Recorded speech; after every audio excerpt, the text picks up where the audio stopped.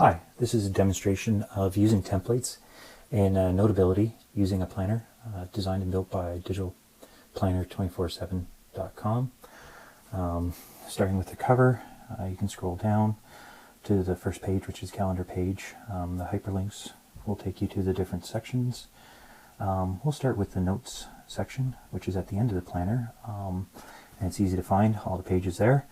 Now, in Notability, to copy pages, the only and easiest way to do this is to click copy and paste, and it'll add a page to the end.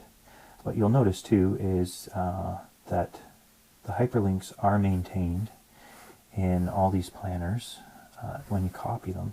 So there's one, I made a third one already, and if you click on that, it'll take you back to the front page. Let's add a page to this section here. In the personal edition, there's some templates here, and there's lots of templates to choose from. And if you click on that, it'll take you to this. You can scroll down. Notability is kind of easier this way to just quickly scroll around. Let's make a copy of this page, per se. So hit copy. Let's go back to the section 1, and here we're going to go and paste a page.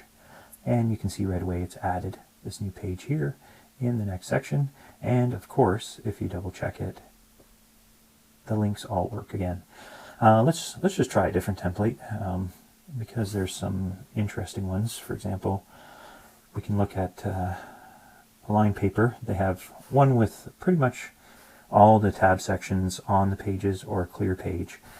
These ones work really well if it's just you and your planner. If you plan to share notes, cleaner versions perhaps the better one to choose. So let's pick this one. We'll pick copy, and then we'll go back to section 1 and we'll just paste that in here. And we'll click paste. And as you can see, it's added in the page. And the hyperlinks all work, taking back to the cover.